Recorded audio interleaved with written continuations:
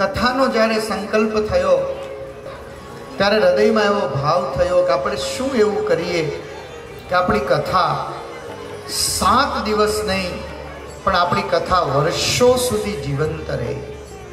વર્ષો સુધી જીવંત રાખવા શું કરવું? અને એ વાત આ ધવલભાઈ પટેલ છે ને, એ તમને બધાને તો હું આશ્ચર્ય થશે પણ એ મારા મિત્ર છે અને અમે હૃદયથી એકબીજાની સાથે જોડાયા છીએ. મારા એ ખાસ મિત્ર છે અને પર્યાવરણ માટે છેલ્લા 30 વર્ષથી પ્રવીણભાઈ છેલ્લા 30 વર્ષથી પર્યાવરણનું કામ કરે છે.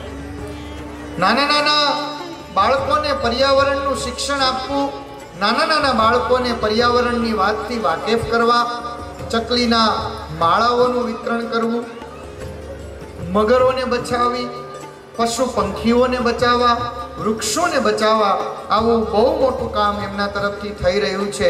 એટલે એમણે મને કહ્યું, સ્વામીજી અમારા વિદ્યાનગર નેચર ક્લબ તરફથી કથામાં જેટલા લોકો આવે ને, કયા કયા ઝાડ આપવાના છે કહું તમને.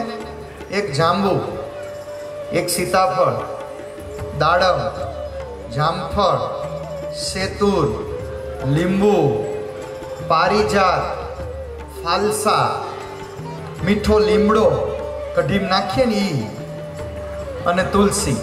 ભાગવતજીની કથા નિમિત્તે એ ઝાડ વાવજો, એ ઝાડનું નામ ભાગવત ઝાડ રાખજો અને એ ઝાડની તમે સેવા કરજો, એ ઝાડને તમે પાણી પાજો, એ ઝાડને તમે પ્રેમ કરજો અને ભગવાન કૃષ્ણની જેમ છાયા છે ને એમ એ ઝાડની છાયા તમને સદા સુખી રાખશે.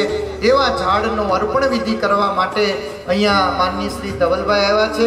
એકવાર જોરદાર તાળીઓના ગડગડાટથી એને વધાવો.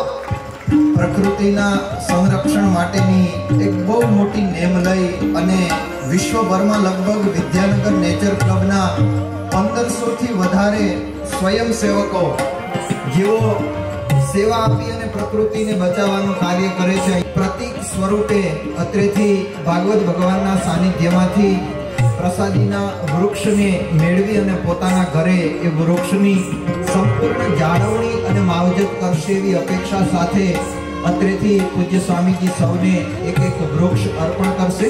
વૃક્ષ વાવો, વૃક્ષ બચાવોની સાથે સાથે ગ્લોબલ વોર્મિંગની સામે પાથ ભીડવા માટેનું સૌથી મોટું કામ અમારા વિદ્યાનગર નેચર ક્લબના ધવલભાઈ કરી રહ્યા છે. ત્યારે એમના દ્વારા પ્રતીક સ્વરૂપે યજમાન પરિવારના સભ્યોને એક એક વૃક્ષ અર્પણ થઈ રહ્યું છે. અહીંયા ઉપસ્થિત તમામ ભક્તોને મારે ખાસ જણાવવાનું, બહાર આપ દરવાજાની બહાર નીકળશો એટલે ડાબી બાજુ 10 સ્વયંસેવકો ઊભા હશે.